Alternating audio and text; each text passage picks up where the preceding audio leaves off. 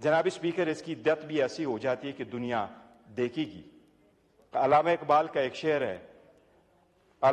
का एक शेर है, आदल इंसाफ फ़कत हशर पे मौकूफ नहीं, जिंदगी खुद भी गुनाहों की सजा देती है।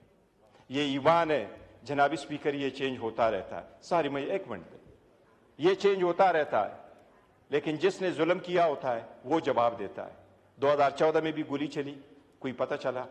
2024 में गोली चली, वो दबाया गया। कमीशनें बनी, कितने बड़े लोग हमने गवा दिए।